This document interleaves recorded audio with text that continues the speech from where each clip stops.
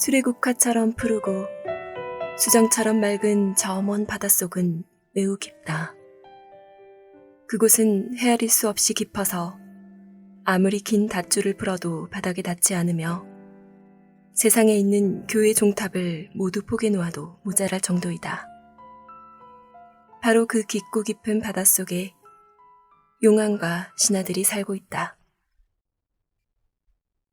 우리는 바다 바닥이 노란 모래밭일 거라고 상상하지만 그곳에서는 신기한 꽃과 식물들이 자란다. 식물의 줄기와 잎들은 어찌나 유연한지 물살이 조금만 일어도 살아있는 것처럼 살랑거린다. 그리고 새들이 나무들 사이로 날아다니듯이 바닷속 식물들 사이로는 크고 작은 물고기들이 헤엄쳐 다닌다. 이런 식물과 물고기가 사는 바닷속 가장 깊은 곳에는 용왕이 사는 용궁이 있다. 성벽은 산호로 되어 있고 길고 뾰족한 창문들은 투명한 호박으로 되어 있다. 또 지붕은 물이 밀려들 때마다 저절로 열렸다 닫혔다 하는 조가비로 되어 있는데 조가비마다 빛나는 진주들이 들어있어 여왕의 왕관같이 아름답다. 그곳에 사는 용왕은 오래전에 아내를 잃고 혼자 살고 있었으며 용왕의 늙은 어머니가 살림을 돌보았다. 용왕의 어머니는 매우 현명했으며 자신이 왕족 출신인 것을 자랑스럽게 여겼다. 그래서 꼬리에 12개의 진주조개를 달고 다녔으며 다른 기부인들에게는 6개만 달도록 허용했다. 그럼에도 불구하고 용왕의 어머니는 찬사와 존경을 받았다. 특히 나이 어린 바다의 공주들에게 쏟는 정성은 눈물겨울 정도였다. 공주는 모두 6명이었는데 그 중에서 막내가 제일 예뻤다. 막내 공주의 피부는 장미꽃잎처럼 깨끗하고 맑았으며 두 눈은 깊은 바다처럼 파랬다. 하지만 언니들처럼 몸에는 발 대신 물고기의 꼬리가 달려 있었다. 공주들은 하루 종일 바닷속 용궁의 거대한 홀이나 벽에서 자라는 꽃 속에서 놀았다. 커다란 호박 창문이 열리면 물고기들이 기다렸다는 듯이 떼를 지어 헤엄쳐 들어왔다. 우리가 창을 열면 제비가 날아 들어오듯이 말이다. 그러면 공주들은 물고기에게 먹이도 주고 등을 쓰다듬어 주기도 했다.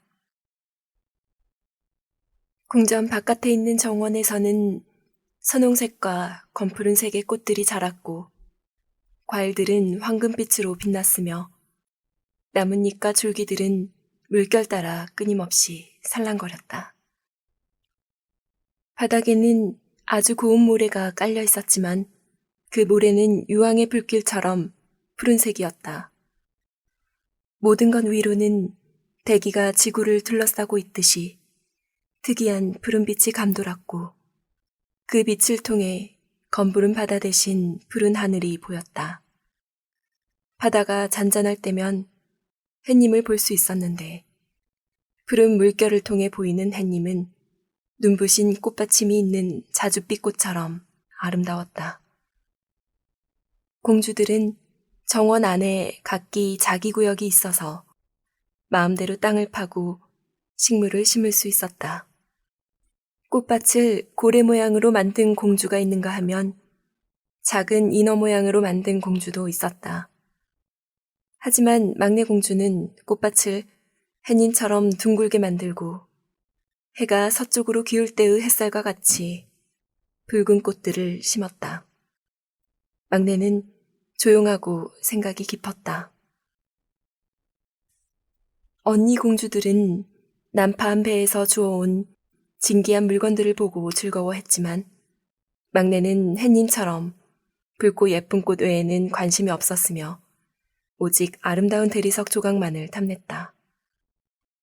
그 조각은 배가 침몰하면서 바다 밑으로 내려온 것인데 눈처럼 흰 돌로 조각된 아름다운 소년상이었다. 막내 공주는 조각상 옆에 장밋빛 수양버들을 심었다. 얼마 후 수양버들에서는 싱싱한 가지가 푸른 모래바닥에 닿을 정도로 풍성하게 자라나 조각 위에 그림자를 던졌다. 마치 식물의 줄기처럼 물결 따라 살랑거리는 그림자의 모습은 수양버들의 꼭대기와 뿌리가 서로 희롱하며 입을 맞추는 것처럼 보였다. 막내 공주는 바다 위에 있는 인간 세계의 이야기를 아주 좋아했다. 공주가 할머니를 조르면 할머니는 배와 도시, 인간과 동물 등에 대해 알고 있는 모든 것을 이야기해 주었다. 공주는 그 중에서 꽃들이 향기를 풍긴다는 사실이 아주 이상했다. 바닷속 꽃들은 그렇지 않았기 때문이다. 또 숲들이 초록색이라는 것과 나무들 사이에서 물고기들이 달콤한 노래를 부른다는 것도 참으로 신기했다. 할머니는 나무들 사이를 날아다니는 새를 물고기라고 불렀다. 새를 한 번도 본 적이 없는 공주를 쉽게 이해시키기 위해서였다. 너희들이 15살이 되면 바다 위로 나가게 된단다. 달빛이 비치는 바위 위에 앉아 지나가는 큰 배들을 볼 수 있지. 그리고 숲과 도시도 볼 수 있단다. 할머니가 공주들에게 말했다. 다음 해가 되면 제일 큰 공주가 15살이 되었다. 하지만 공주들은 모두 1살 터울이었기 때문에 막내 공주가 바다에 나가 세상을 보려면 5년을 더 기다려야 했다. 바다 밖에 나가는 공주들은 자기가 본 것과 가장 아름답다고 생각하는 것을 다른 공주들에게 이야기해 주기로 약속했다. 할머니가 이야기해 준 것 외에도 궁금한 게 많았기 때문이다. 바다 밖으로 나갈 차례를 제일 손꼽아 기다리는 공주는 막내였다. 막내 공주는 밤마다 창문을 열고 창문에 서서 검푸른 물을 통해 저 바다 위를 올려다보곤 했다. 그럴 때면 물고기들이 지느러미와 꼬리를 움직이며 물을 튀겼다. 검푸른 물을 통해 본 달과 별은 희미했지만 우리 눈에 보이는 것보다 더 크게 보였다. 그리고 어쩌다가 검은 구름 같은 것이 그 아래를 스쳐 지나갈 때면 공주는 그것이 고래이거나 많은 사람을 태운 배일 거라고 생각했다.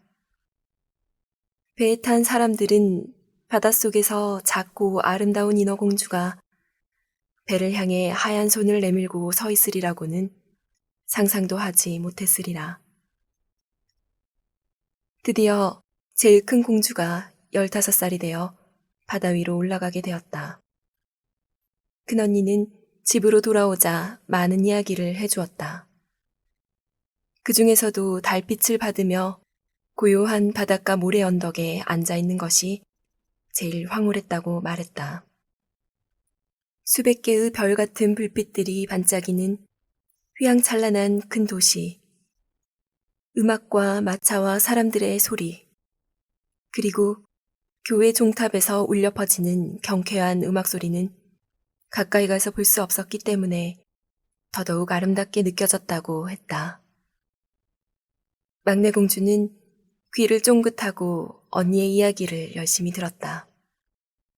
막내 공주는 어서 그곳에 가볼 수 없는 것이 안타까웠다.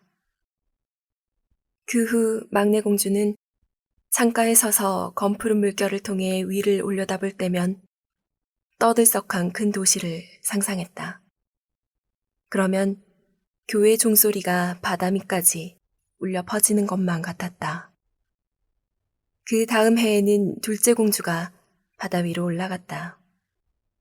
둘째 공주가 바다 위로 떠올랐을 때는 마침 해가 지고 있었다. 황금빛으로 물든 하늘에 보랏빛과 장밋빛 구름이 두둥실 떠가고 야생 백조들이 구름보다 더 빠르게 지는 태양을 향해 날아가는 모습은 매우 환상적이었다. 백조들은 마치 바다 위에 떠있는 거대한 흰 베일처럼 보였다. 둘째 공주는 태양을 향해 헤엄쳐 갔다. 그러나 해는 곧 바닷속으로 가라앉아 버렸고 바다와 구름을 물들였던 장밋빛도 사라지고 말았다. 이번에는 자매들 중에서 제일 용감한 셋째 공주가 바다 위로 나갈 차례였다. 셋째는 바다로 흘러드는 넓은 강을 따라 헤엄쳐 올라갔다.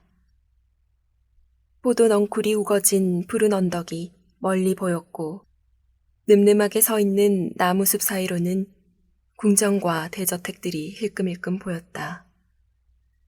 숲속에서는 새들이 지저귀는 소리도 들렸다. 셋째는 햇볕이 너무나 뜨거워서 얼굴을 식히려고 물속을 들락거렸다. 좁은 시내에서는 아이들이 벌거벗고 첨벙첨벙 물장구를 치며 놀았다. 공주는 아이들과 함께 놀고 싶어 다가갔지만 아이들은 커다란 물고기를 보고 놀라서 도망가 버렸다. 그때 작고 검은 동물이 다가왔다. 개였다. 하지만 공주는 개를 본 적이 없었기 때문에 그것이 무엇인지 몰랐다. 개는 공주를 보더니 갑자기 사납게 지저댔다.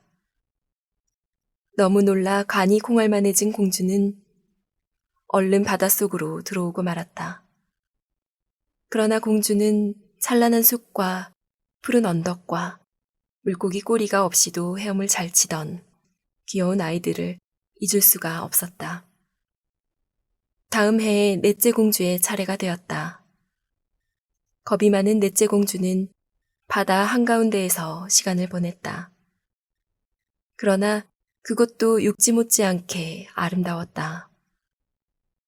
저 멀리 수평선이 보였고 그 위로 유리로 만든 종처럼 펼쳐진 하늘도 보였으며 지나가는 배들도 보였다.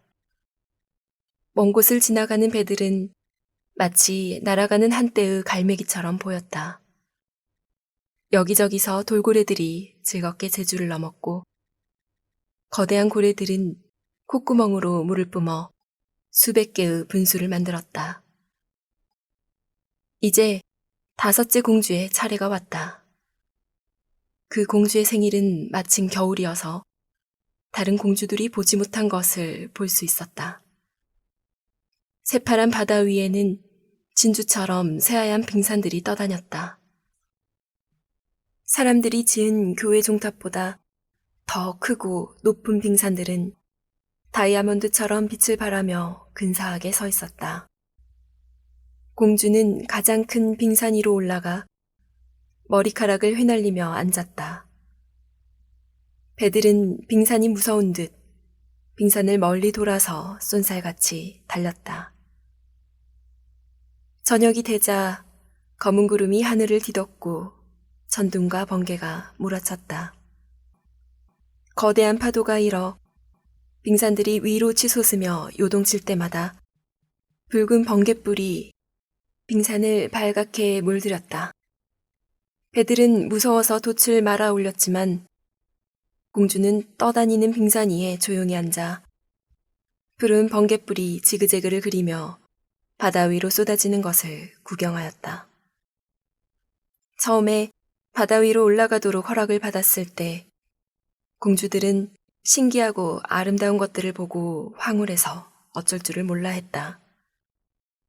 하지만 이제 아무 때나 바다 위에 갈 수 있게 되자 차츰 시큰둥해졌다. 그리고 밖으로 나가면 바다로 돌아오고 싶어 했고 바닷속 집이 제일 아름답고 편하다고 했다. 그래도 저녁이 되면 다섯 공주는 가끔 서로 손을 잡고 줄을 지어 물 위로 오르곤 했다. 공주들의 목소리는 인간의 목소리는 흉내낼 수 없을 정도로 아름다웠다. 폭풍우가 몰아쳐 배가 침몰할 것 같으면 공주들은 배로 다가가 바닷속 깊은 곳에 있는 아름다운 것들에 대해 노래했다. 배가 가라앉더라도 두려워 말라고 말이다. 하지만 선원들은 인어공주들이 부르는 노랫소리를 듣지 못했다. 노랫소리를 그저 폭풍이 윙윙거리는 소리로만 생각했다. 그리고 배가 침몰해도 모두 죽은 시체가 되어 용궁에 도착했기 때문에 바닷속의 아름다운 광경을 구경하지 못했다. 언니들이 모두 다정하게 손을 잡고 물 위로 올라가고 나면 막내 공주는 그런 언니들의 뒷모습을 보면서 혼자 남아 울고만 싶었다. 하지만 인어공주에게는 눈물이 없었기 때문에 울 수도 없어 더욱 마음이 아팠다. 아, 나도 빨리 15살이 되었으면. 그럼 저 윗세상과 그곳 사람들을 사랑하게 될 텐데. 시간이 흘러 마침내 막내 공주가 15살이 되었다. 자, 이제 너도 다 컸구나. 이리 와라. 언니들처럼 치장을 해야지. 할머니가 막내 공주를 보고 대견해하며 말했다. 할머니는 흰 백합 화환을 만들어 막내 공주의 머리에 씌워주었다. 화환의 꽃잎 하나하나는 하얀 진주였다.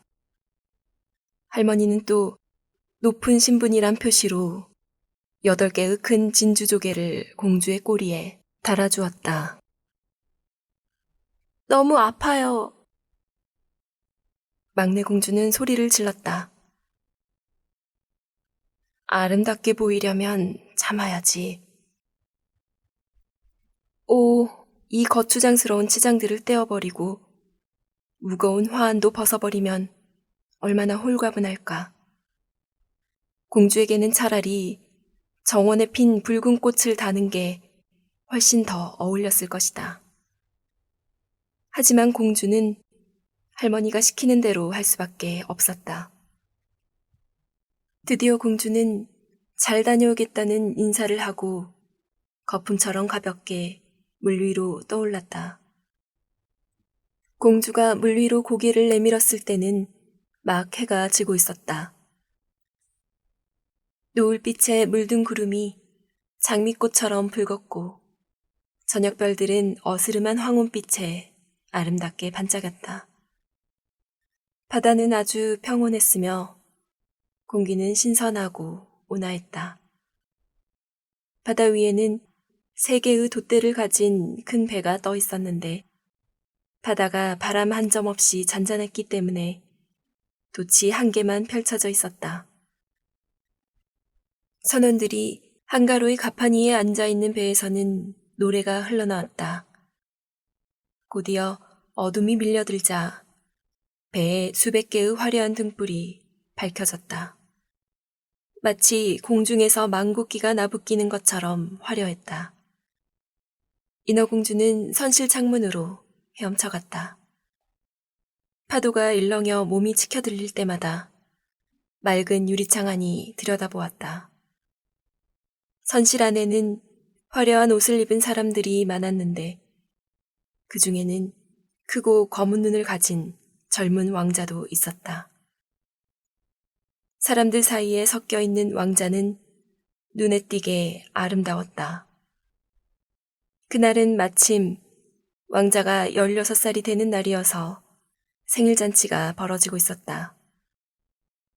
선원들은 가판 위에서 춤을 추다가 왕자가 선실 밖으로 나오자 수백 개의 불꽃을 쏘아 올렸다. 그 빛에 바다가 대낮처럼 환해지자 인어공주는 깜짝 놀라 얼른 물속으로 몸을 숨겼다. 공주가 다시 고개를 내밀었을 때는 불꽃들이 금방이라도 쏟아져 내릴 것처럼 하늘을 수놓고 있었다. 인어공주는 지금까지 한 번도 불꽃놀이를 본 적이 없었다. 거대한 해들이 사방으로 불꽃을 튀기고 화려한 개똥벌레가 푸른 하늘로 날아오르는 듯한 화려한 광경이 잔잔한 바닷물에 반사되어 황홀했다. 환한 불꽃이 배를 비추자 배에 있는 아주 작은 밧줄까지도 훤히 다 보였다. 감미로운 음악이 맑은 밤하늘에 울려 퍼지는 가운데 사람들과 악수를 하며 미소 짓던 왕자는 얼마나 멋지고 아름다웠던가. 밤이 깊어갔다. 그러나 인어공주는 배에서, 아니 아름다운 왕자에게서 눈을 뗄 수가 없었다. 화려한 등불이 모두 꺼지고 불꽃도 더 이상 공중으로 날아오르지 않았으며 대포 소리도 멎었다. 하지만 바다는 잠을 이루지 못한 채 끙끙거리고 으르렁거렸다. 인어공주는 아직도 선실 창문 곁을 떠나지 못하고 출렁거리는 파도에 몸을 맡긴 채 배 안을 들여다보았다. 잠시 후 돛이 활짝 펴지고 웅장한 배가 속도를 내기 시작했다. 그때 파도가 점점 거칠어지더니 검은 구름이 하늘을 덮고 멀리서 번개가 쳤다. 곧 어마어마한 폭풍이 불어닥칠 기세였다. 선원들은 재빨리 돛을 접어 올리기 시작했다. 거대한 배는 울부짖는 바다를 계속 달렸다. 파도가 산처럼 높게 일어 금방이라도 돛대를 덮칠 것 같았지만 배는 백조처럼 높은 파도 사이에 가라앉았다가 파도를 타고 높이 치솟곤 했다. 인어공주에게는 이런 광경이 재미있는 놀이처럼 보였다. 하지만 선원들에게는 그렇지 않았다. 마침내 배가 신음소리를 내며 삐걱거리기 시작했다. 두꺼운 선판이 강한 물살에 부서지고 큰 돛대가 갈대처럼 힘없이 부러졌다. 순간 배가 한쪽으로 기울면서 물이 와르르 쏟아져 들어갔다. 인어공주는 그제야 사람들이 위험하다는 것을 깨달았다. 하지만 사방이 칠흑처럼 어두워서 아무것도 보이지 않았기 때문에 인어공주도 여기저기에 떠다니는 배 파편에 부딪히지 않도록 조심하느라 경황이 없었다. 그때 다시 번개가 치면서 사방이 환하게 드러났다. 선원들은 침몰하려는 배를 지키려고 안간 힘을 쓰고 있었다. 하지만 왕자는 보이지 않았다. 인어공주는 그때서야 배가 두 동강이 날 때 왕자가 깊은 바닷속으로 가라앉던 광경이 떠올랐다. 인어공주는 이제 왕자와 함께 있게 될 것이라는 생각이 들자 몹시 기뻤다. 하지만 곧 인간은 물속에서 살 수 없다는 생각이 떠올랐다. 왕자가 궁전에 도착할 때쯤에는 이미 죽어 있을 것이다. 왕자를 죽게 내버려 둘 순 없어. 인어공주는 이렇게 생각하며 어지럽게 널려있는 배 조각들을 헤치고 왕자를 찾아 헤맸다. 잘못하여 배 조각에 부딪히면 자신이 산산조각이 날 수도 있다는 것도 잊은 채 말이다. 인어공주는 바닷속 깊숙이 잠수했다가 파도를 뚫고 이리저리 헤맨 끝에 어렵게 왕자를 찾아냈다. 왕자는 모진 폭풍우 속에서 허우적대느라 기진맥진해 있었다. 팔다리는 축 늘어져 있었고 아름다운 두 눈은 감겨 있었다. 인어공주가 아니었다면 왕자는 죽고 말았을 것이다. 인어공주는 왕자의 머리를 물 밖으로 나오게 떠받치고 파도가 움직이는 대로 바다를 표류했다. 아침이 되자 바다는 다시 평온해졌다. 배는 흔적 없이 사라지고 말았다. 태양이 솟아올라 바다를 붉게 물들였으며 왕자의 두 뺨도 햇빛을 받아 발그레해졌다. 하지만 두 눈은 아직도 감겨 있었다.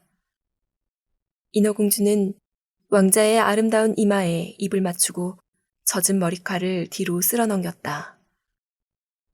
왕자는 바닷속의 작은 정원에 서 있는 조각상 같았다. 인어공주는 다시 왕자에게 입을 맞추면서 살아나기를 간절히 기도했다. 곧이어 육지가 보이고 백조떼가 누워있는 것처럼 하얀 눈으로 덮인 높은 산이 보였다. 해변 근처에는 아름답고 푸른 숲이 있었고 그 옆에는 교회나 수도원처럼 보이는 큰 건물이 서 있었다. 정원에는 레몬나무와 오렌지나무가 자라고 있었고 문 앞에는 키 큰 종려나무들이 서 있었다. 그곳 바다는 만을 이루고 있어 물결은 잔잔했지만 아주 깊었다. 인어공주는 왕자를 안고 희고 고운 모래밭이 펼쳐져 있는 해변으로 가 따뜻한 햇볕 속에 왕자를 눕혔다. 그때 하얀 건물에서 종소리가 울리더니 처녀들이 정원으로 쏟아져 나왔다. 인어공주는 얼른 물속으로 들어가 물 위로 솟아있는 커다란 바위 뒤에 숨었다. 그리고는 물거품으로 머리와 목을 숨기고 가엾은 왕자가 어떻게 되는지를 지켜보았다. 잠시 후 한 처녀가 왕자를 발견하고 다가왔다. 처녀는 몹시 놀라는 듯 하더니 곧 사람들을 불러왔다. 왕자가 정신을 차리고 둘러서 있는 사람들에게 미소 짓는 모습이 보였다. 하지만 인어공주에게는 미소를 보내지 않았다. 왕자는 인어공주가 자기를 구한 것을 까맣게 모르고 있었던 것이다. 왕자는 아무것도 모른 채 사람들에 둘러싸여 큰 건물 안으로 들어가 버렸다. 인어공주는 왕자가 자기를 알아보지 못하는 것이 몹시 슬펐다. 공주는 슬픔에 잠겨 힘없이 용궁으로 돌아갔다. 막내 공주는 항상 조용하고 생각이 깊긴 했지만 바깥 세상에 다녀온 뒤로는 더욱 말이 없어졌다. 언니들은 세상에 나가 무엇을 보았느냐고 물었지만 막내는 도무지 입을 열려고 하지 않았다. 인어공주는 매일 아침 저녁으로 왕자가 누워있던 곳으로 올라갔다. 어느새 정원에 있는 과일들이 무르익고 산 위에 쌓인 눈이 녹았지만 왕자는 한 번도 볼 수가 없었다. 인어공주의 슬픔은 점점 더해갔다. 인어공주에게 유일하게 위안이 되는 것은 작은 정원에 있는 왕자와 닮은 조각상을 껴안아 보는 것이었다. 공주는 이제 꽃을 전혀 돌보지 않았다. 꽃과 잡초는 날로 무성해져 긴 잎과 줄기가 꽃밭 밖으로까지 뻗어나와 나뭇가지를 타고 올라갔다. 아담하고 예쁜 꽃밭이 잡초밭처럼 변했다. 마침내 인어공주는 혼자서 슬픔을 감당하지 못하고 한 언니에게 고민을 털어놓았다. 그리하여 다른 언니들도 알게 되었으며 왕자가 사는 곳을 알고 있는 다른 두 인어에게도 알려지게 되었다. 두 인어 역시 배에서 잔치가 벌어질 때 왕자를 본 것이다. 이리 와, 막내야. 공주들은 막내를 이끌고 왕자의 궁전이 있는 곳으로 솟아올랐다. 반짝이는 노란 돌로 지은 궁전에는 긴 대리석 계단이 있었는데 계단 한쪽 끝은 바다로 이어져 있었다. 그리고 지붕에는 화려한 황금빛으로 빛나는 둥근 탑들이 솟아 있었고 건물을 감싸고 있는 기둥들 사이에는 살아있는 것 같은 대리석 조각상들이 서 있었다. 수정같이 투명하고 높다란 유리창을 통해 화려한 방들이 보였다. 갓빛산 커튼, 벽걸이, 아름다운 그림이 걸려있는 방과 햇살을 받아 천장까지 치솟는 분수가 영롱하게 반짝이고 아름다운 꽃들이 피어있는 큰 홀은 참으로 아름다웠다. 이제 왕자의 궁전이 있는 곳을 알게 된 인어공주는 날마다 궁전 근처에서 밤을 지새웠다. 인어공주는 언니들보다 훨씬 더 육지 가까이로 헤엄쳐가곤 했다.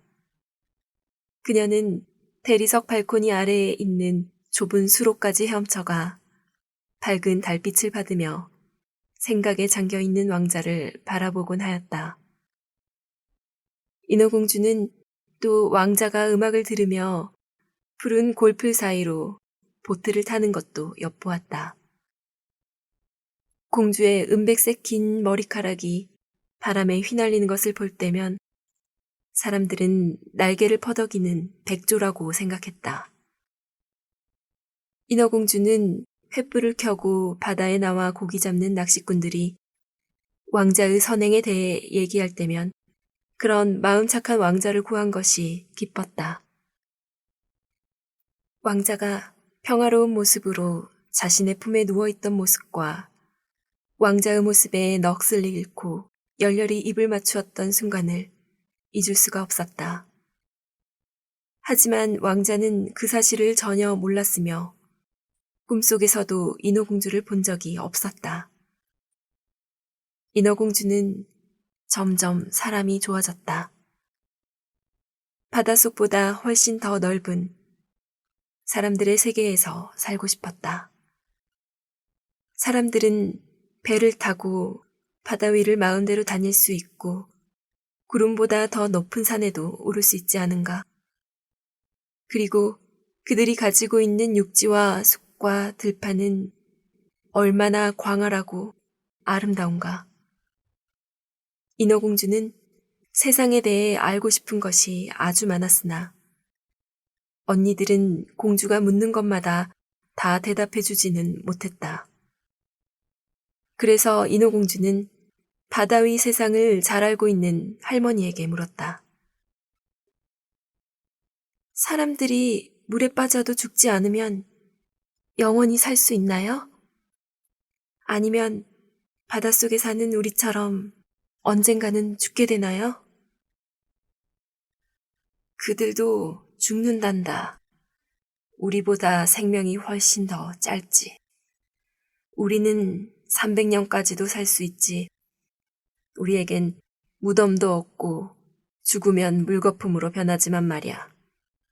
우리는 불멸의 영혼이 없기 때문에 다시는 생명을 얻지 못한단다. 우리는 해초와 같아서 일단 꺾이면 다시는 살아나지 못하지. 하지만 인간은 다르단다.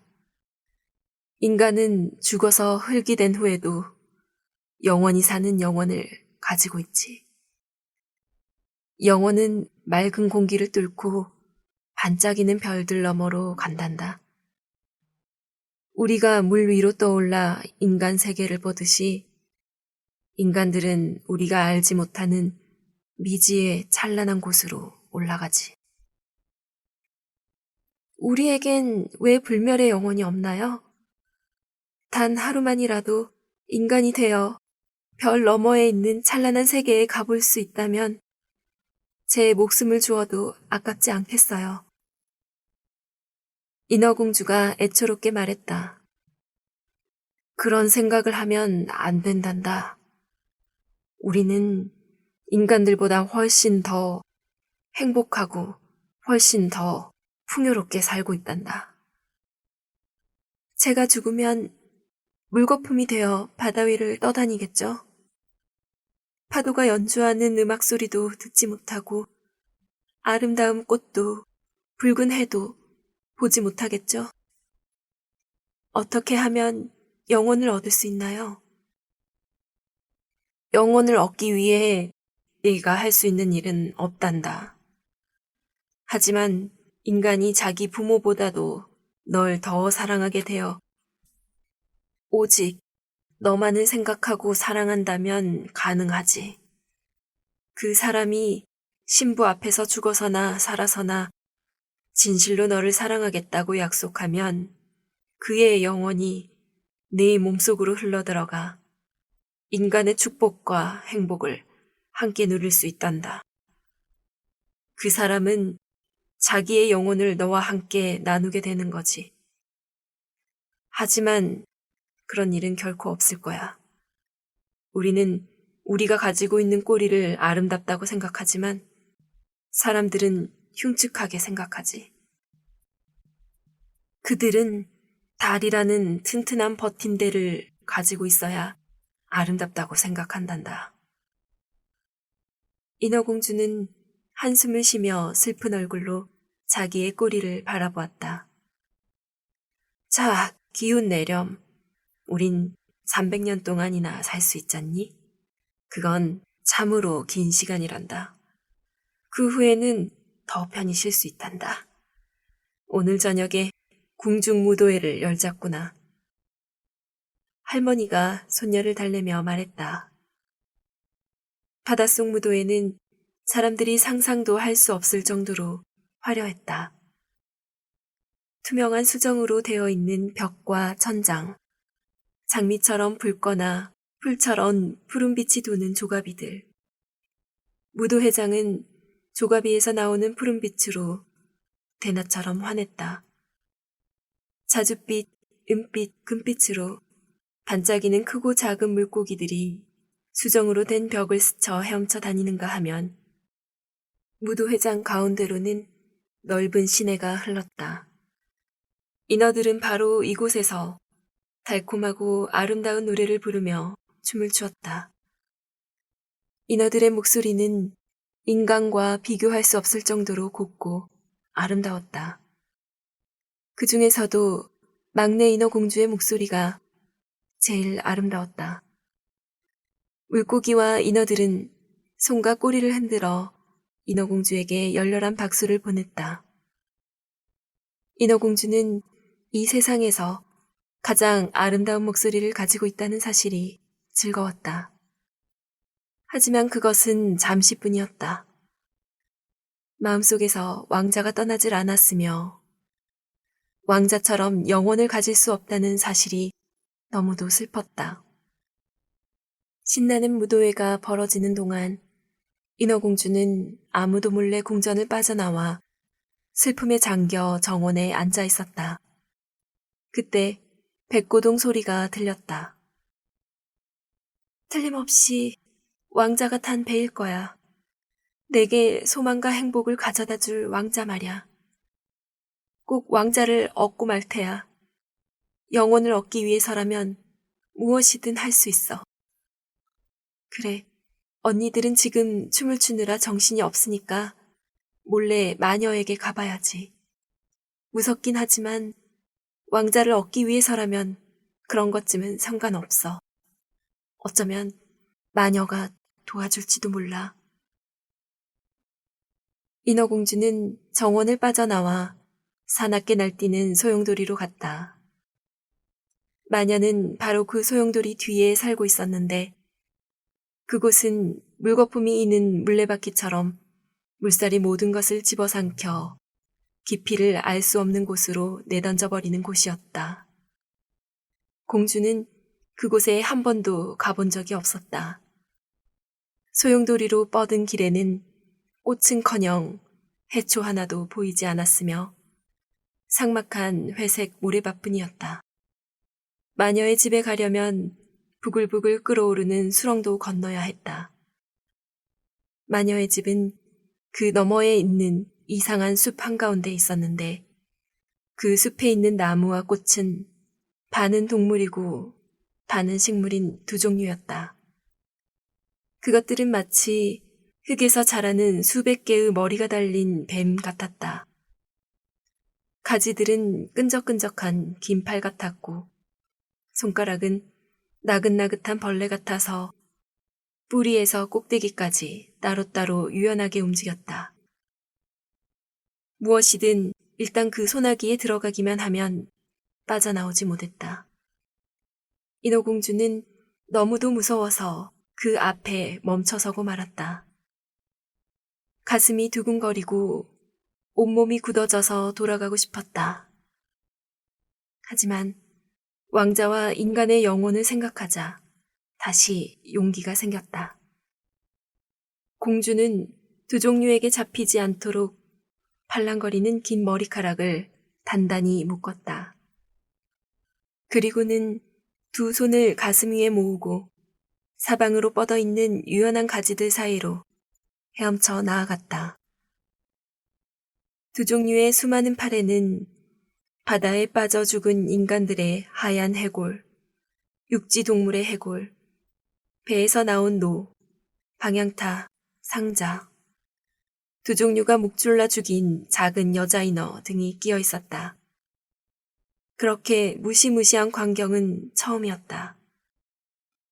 이윽고 거대한 늪지가 나왔다. 크고 살찐 물뱀들이 수렁 속에서 이리저리 뒹굴면서 흉측한 황갈색 몸을 드러내고 있었다. 늪지 한가운데에는 난파당한 인간들의 해골로 지은 집이 서 있었는데 바로 마녀가 사는 집이었다. 마녀는 사람들이 카나리아에게 먹이를 주듯이 손에 모이를 담아 두꺼비에게 먹이고 있었다. 그리고 징그럽게 생긴 물뱀들을 아가라고 부르며 자신의 가슴으로 기어다니게 내버려 두었다. 인어공주를 보자 마녀가 말했다. 네가 뭘 원하는지 알지. 그건 어리석은 짓이야. 하지만 넌 네 고집대로 할 테고 결국은 후회하게 될걸, 꼬마 공주님. 그래도 네 물고기 꼬리를 없애고 인간들처럼 걸어다닐 수 있는 2개의 다리를 갖고 싶겠지? 그 젊은 왕자와 불멸의 영혼을 얻기 위해서 말이야. 그리고 나서 마녀는 소름이 돋을 정도로 기분 나쁘게 큰 소리로 웃어댔다. 그 바람에 마녀에게 붙어있던 두꺼비와 뱀들이 땅바닥에 떨어져 여기저기에서 꿈틀거렸다. 아무튼 때맞춰 잘 왔다. 내일 해가 떠오르면 1년 동안은 널 도울 수 없을 테니까 말이야. 물약을 만들어줄 테니 그걸 가지고 내일 해가 뜨기 전에 육지로 올라가 마시거라. 그러면 네 꼬리가 줄어들어 인간의 다리로 변할 거야. 날카로운 칼날이 몸을 뚫는 것처럼 고통스럽겠지만 사람들이 네 모습을 보면 황홀해서 넋이 나갈 거야.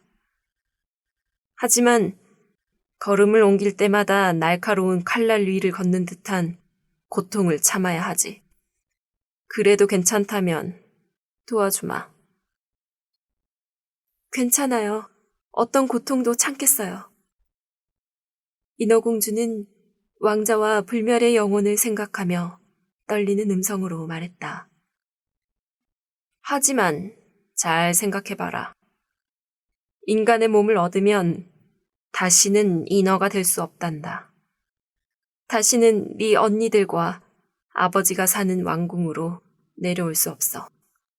그리고 왕자가 자기 부모를 포기하고 진정으로 널 사랑하지 않는다면 어떤 영혼도 얻을 수 없지. 결국 네 심장은 산산이 부서져 물거품이 되고 말아. 그래도 괜찮아요. 인어공주는 백지장처럼 얼굴이 하얘지며 말했다. 한 가지 조건이 있어. 그건 결코 쉬운 게 아니지. 넌 이곳에서 가장 아름다운 목소리를 가지고 있으니까 그 목소리로 왕자를 홀릴 수 있다고 생각하겠지?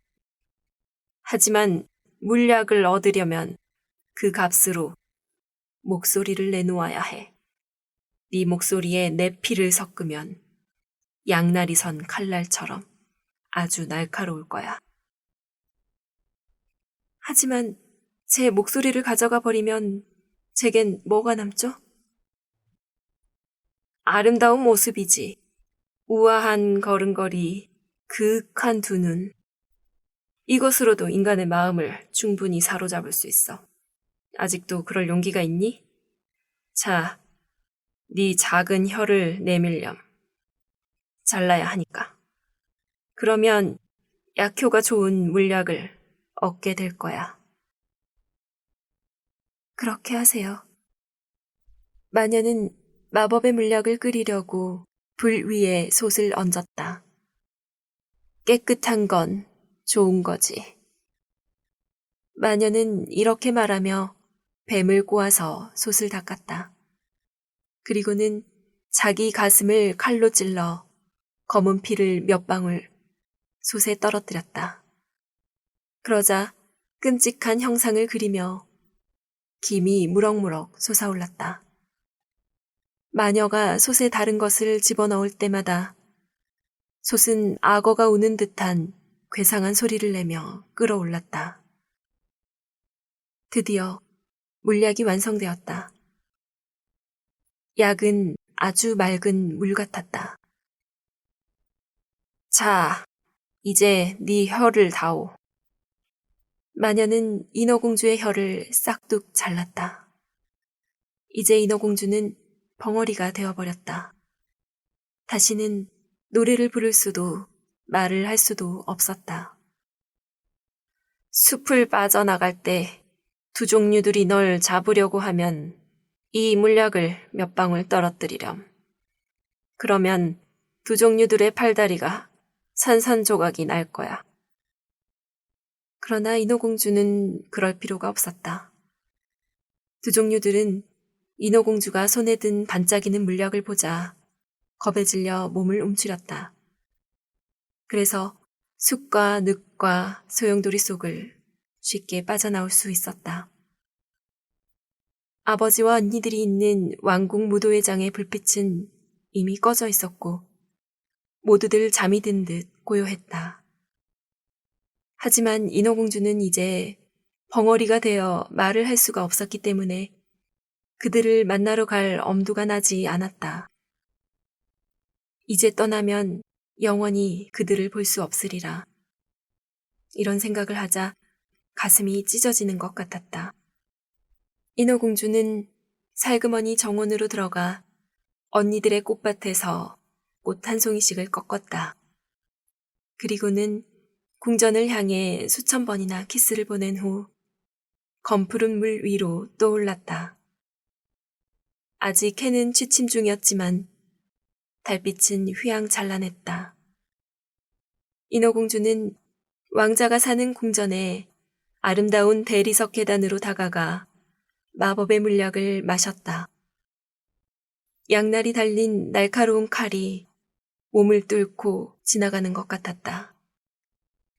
인어공주는 너무나 고통스러워 그만 정신을 잃고 말았다. 정신을 차렸을 때는 해가 바다 위로 높이 떠올라 있었다. 날카로운 고통이 온몸을 휘저었다. 인어공주는 천천히 눈을 떴다. 그런데 바로 눈앞에 아름다운 왕자가 서 있지 않는가. 왕자는 새까만 눈으로 인어공주를 걱정스럽게 내려다보고 있었다. 인어공주는 부끄러워서 눈을 내리깔았다. 그 순간 꼬리 대신 소녀들 다리처럼 희고 아름다운 두 다리와 발이 보였다. 하지만 완전히 벌거벗은 채였다. 인어공주는 너무 부끄러워 얼른 긴 머리카락으로 몸을 가렸다. 왕자는 공주에게 누구인지 어디서 왔는지를 물었다. 하지만 인어공주는 슬픈 표정으로 왕자를 바라볼 뿐이었다. 혀가 잘린 공주는 말을 할 수 없었던 것이다. 왕자는 인어공주를 궁전으로 데리고 갔다. 걸음을 옮길 때마다 마녀의 말처럼 뾰족한 바늘과 날카로운 칼 위를 걷는 것처럼 고통스러웠다. 하지만 인어공주는 꾹 참으며 왕자의 손에 이끌려 거품처럼 가볍게 걸음을 옮겼다. 인어공주를 본 사람들은 날아갈 듯이 가볍고 우아한 공주의 걸음걸이에 모두 탐복했다. 궁전에 도착한 인어공주에게는 값비싼 비단과 오슬린 옷이 입혀졌다. 공주는 궁전에서 제일 아름다웠다. 하지만 벙어리였기 때문에 노래를 부르지도 말을 하지도 못했다. 곧이어 인어공주를 환영하는 화려한 무도회가 열렸다. 비단과 황금으로 치장한 시녀들이 나와 노래를 불렀는데 한 시녀가 특히 노래를 잘했다. 왕자는 그 시녀에게 미소를 보내며 박수를 쳤다. 그 모습을 본 인어공주는 가슴이 메어질 듯 슬펐다. 아, 왕자님 곁에 있으려고 내 아름다운 목소리를 영원히 버렸다는 걸 알아주기만 한다면. 이번에는 시녀들이 아름다운 음악에 맞추어 깜찍한 요정들처럼 춤을 추었다. 인어공주도 눈부시게 하얀 팔을 들어 올리고 마룻바닥에 발끝으로 서서 아름답게 춤을 추었다. 인어공주의 아름다운 동작과 두 눈빛은 시녀들의 노래보다 더 감동적이었다. 사람들은 인어공주의 춤에 넋을 잃었다.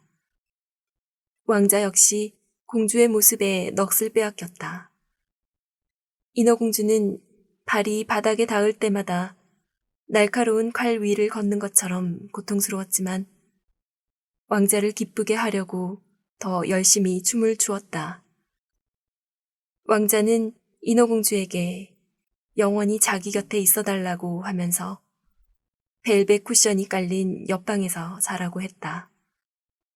그는 인어공주에게 승마복을 입혀 말에 태우고 숲을 달리기도 했다. 그럴 때면 작은 새들이 푸른 나뭇잎들 사이에서 날아올랐고 초록의 풀들은 그윽한 향기를 풍겼다. 왕자는 공주를 데리고 높은 산에 오르기도 했다. 인어공주의 연약한 발에서는 피가 흘렀지만 공주는 오히려 유쾌하게 웃으며 새떼와 같은 구름이 내려다 보이는 먼 곳까지 왕자를 따라 나서곤 했다. 그리고 사람들이 모두 잠든 밤이면 넓은 대리석 계단을 내려와 차가운 바닷물 속에 발을 담궜다.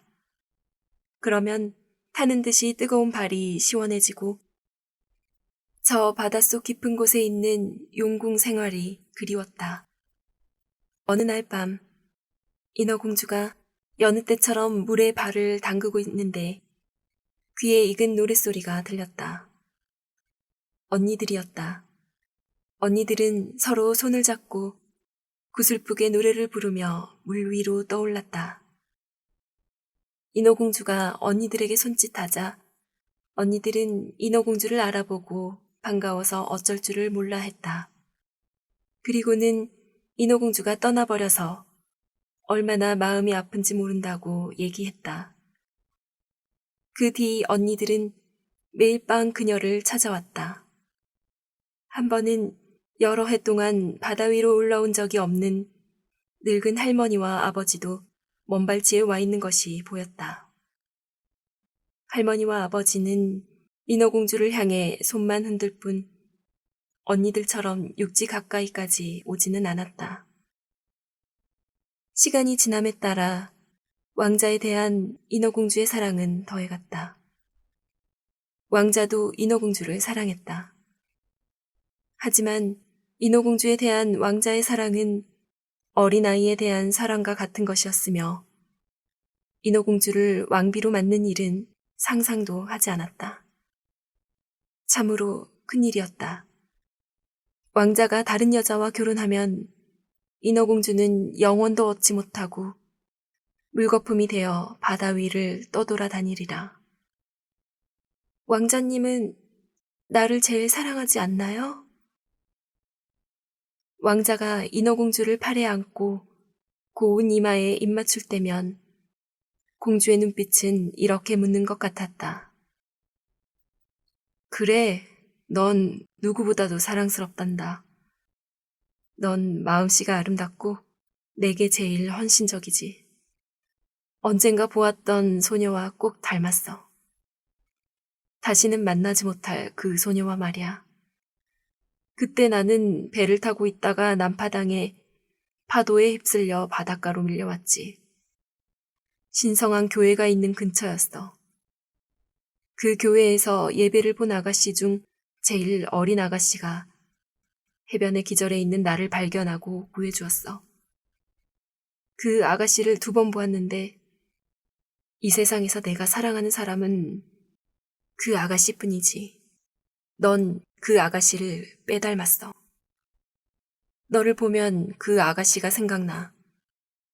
아가씨는 아마도 그 교회 사람일 거야. 행운의 신이 너를 내게 보낸 거지. 우린 절대로 헤어지는 일이 없을 거야. 아, 내가 당신의 생명을 구해준 바로 그 소녀예요, 왕자님. 인어공주는 속으로 말했다. 전 당신을 바다에서 교회가 있는 숲으로 옮겨놓고 사람들이 도와주는 것을 숨어서 지켜보았어요. 그때 예쁜 처녀가 당신을 도와주었지요. 당신은 저보다 그 처녀를 더 사랑하시죠? 인어공주는 깊이 한숨을 내쉬었지만 눈물을 흘릴 수가 없었다.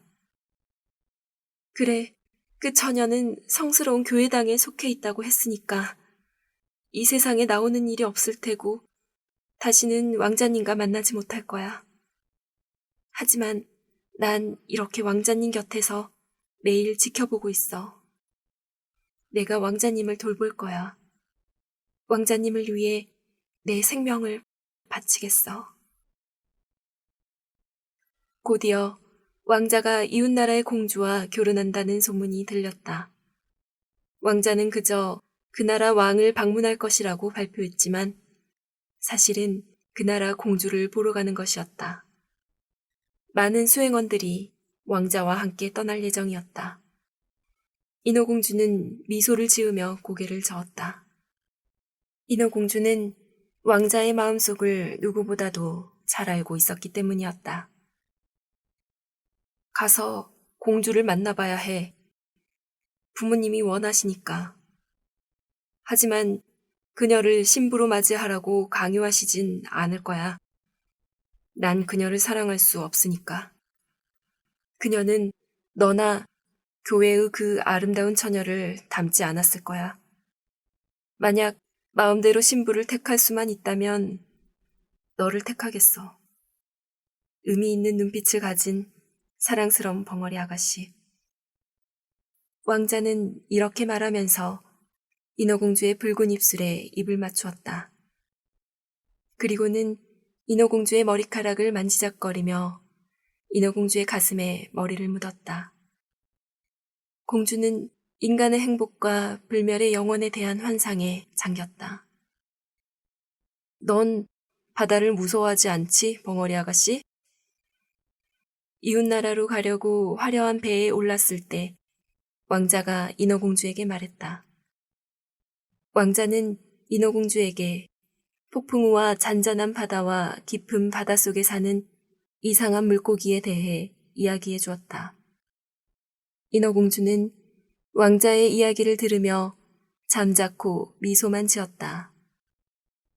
바닷속에서 일어나는 일은 누구보다도 잘 알고 있었기 때문이다. 달빛이 은은하게 쏟아지는 고요한 밤. 키를 조종하는 사람을 제외하곤 모두가 잠들어 있었다. 인어공주는 뱃전에 앉아 맑은 물속을 내려다보았다. 바닷속 궁전이 떠오르고 그 위로 머리에 은관을 쓴 할머니의 모습이 눈에 어른거렸다. 할머니는 물속 저만치서 인어공주가 타고 있는 배를 올려다보고 있는 것 같았다. 그때 언니들이 물 위로 떠올랐다. 언니들은 하얀 손을 내밀며 슬픈 눈으로 인어공주를 바라보았다. 인어공주는 언니들에게 손을 흔들며 미소를 지었다. 인어공주는 행복하게 잘 지내고 있다고 얘기하고 싶었다. 바로 그때 선실소년이 다가왔다. 얼른 물속으로 사라지는 인어들을 본 선실소년은 그저 물거품이라고 생각했다. 다음 날 아침 배는 이웃나라의 화려한 도시에 있는 항구에 닿았다. 배가 항구로 들어서자 교회의 종들이 일제히 울렸고 높은 탑에서는 나팔 소리가 울려 퍼졌다. 나부끼는 깃발을 들고 번쩍이는 칼을 찬 군인들이 열을 지어 서 있었다. 매일 잔치가 벌어지고 무도회와 연회가 베풀어졌다. 하지만 주인공인 공주는 보이지 않았다.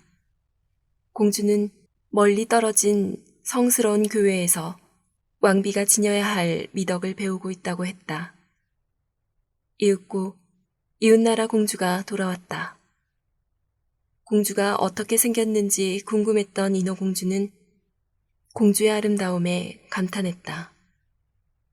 공주는 비단결처럼 곱고 하얀 피부에 길고 검은 속눈썹을 지니고 있었다. 그리고 미소 띤 두 눈은 진실함과 정순함으로 빛을 발했다. 바로 당신이었군요. 바닷가에서 나를 구해준 사람이. 왕자가 공주를 보고 반가워서 말했다. 그리고는 부끄러워 얼굴을 붉히는 신부를 끌어안았다.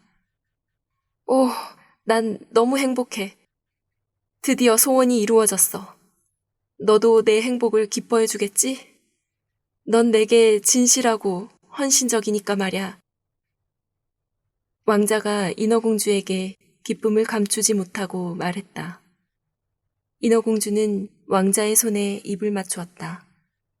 하지만 가슴이 갈기갈기 찢어지는 것 같았다. 이제 왕자가 결혼하는 날이 밝아오면 자신은 바다 위를 떠도는 물거품으로 변하고 말리라. 교회 종들이 울리고 전령들이 이리저리 돌아다니며 결혼을 알렸다. 제단마다 부에서는 향기를 풍기는 기름이 타올랐고 신부들은 향로를 흔들었으며 신랑과 신부는 서로 손을 내밀어 주교님의 축복을 받았다. 은과 금으로 된 옷을 입은 인어공주는 신부 들러리 속에 끼어 있었다. 그러나 그녀에게는 아무것도 들리지도 보이지도 않았다. 이제 곧 다가올 자신의 죽음과 이 세상에서 잃어버린 것들만이 머릿속에 떠오를 뿐이었다. 그날 저녁 신랑과 신부는 뱃전으로 나갔다. 결혼을 축하하는 폭죽 소리가 요란하게 울려 퍼지고 형형색색의 깃발이 나부꼈으며 배 한가운데에는 황금빛과 자줏빛으로 치장된 화려한 방이 만들어졌다. 그리고 신랑과 신부가 첫날 밤을 지낼 우아한 침상이 놓여졌다. 배는 순풍을 맞아 돛을 부풀리며 미끄러지듯 바다 위를 달렸다. 날이 어두워지자 화려한 오색 등불이 켜지고 선원들이 갑판 위에서 흥겹게 춤을 추었다. 인어공주는 처음으로 바다 위로 떠올랐을 때 본 광경이 떠올랐다. 그때도 화려하고 즐거운 축제가 한창이었다. 인어공주는 선원들 틈에 끼어 제비가 먹이를 쫓아 뱅뱅 돌듯이 뱅글뱅글 돌며 춤을 추었다. 모두가 탄성을 지르며 인어공주에게 환호를 보냈다. 인어공주는 그토록 아름다운 춤을 추어 본 적이 없었다. 날카로운 칼날이 두 발을 베는 듯 고통스러웠지만 그런 것쯤은 아무것도 아니었다. 마음이 그보다 더 아팠기 때문이다. 인어공주는 오늘이 왕자와 함께 있을 수 있는 마지막 밤이라는 것을 알고 있었다.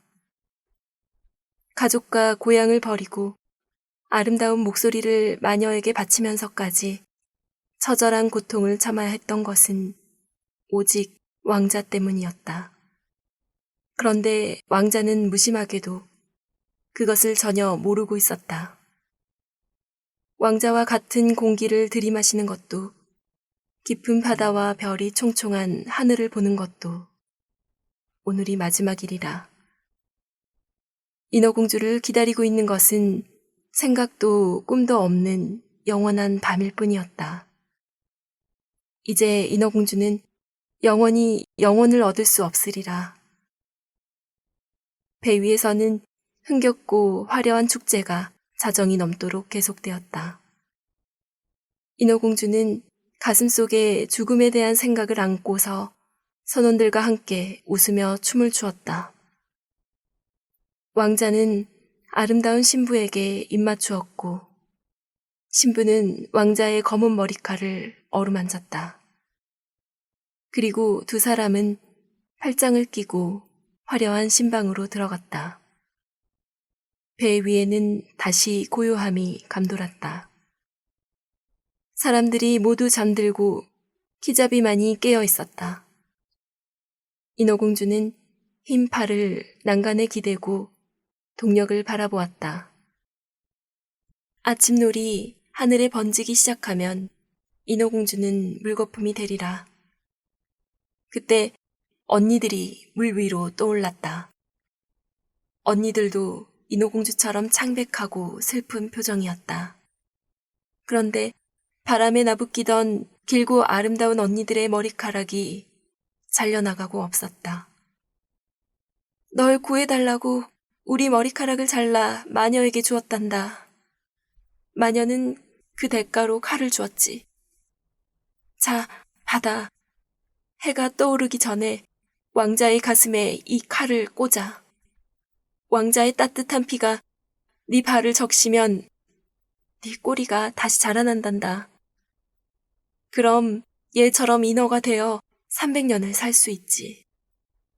자, 어서 서둘러. 해가 떠오르기 전에 왕자를 죽여. 그렇지 않으면 네가 죽어야 해. 할머니는 너 때문에 너무 상심한 나머지 흰머리가 다 빠져버렸단다. 우리 머리카락이 마녀의 가에 잘려나갔듯이 말야. 왕자를 죽이고 돌아오렴. 서둘러. 하늘에 저 붉은 띠가 안 보이니? 금방 해가 솟을 거야. 그러면 넌 죽어. 언니들은 이렇게 말하고 깊은 한숨을 내쉬며 파도 속으로 사라졌다. 인어공주는 진홍빛 커튼 사이로 방 안을 들여다보았다. 아름다운 신부가 왕자의 가슴에 머리를 묻고 자고 있었다. 인어공주는 허리를 굽혀 왕자의 아름다운 이마에 입을 맞추었다. 그리고는 장밋빛으로 점차 밝아오는 하늘과 날카로운 칼을 번갈아 보았다. 왕자가 꿈속에서 신부의 이름을 불렀다. 왕자는 잠결에도 그녀를 생각하고 있었던 것이다. 칼을 쥔 인어공주의 손이 부르르 떨렸다. 인어공주는 칼을 멀리 바닷속으로 던져버렸다. 칼이 떨어진 곳이 붉게 물들었으며 물방울이 마치 핏방울처럼 붉게 튀어올랐다.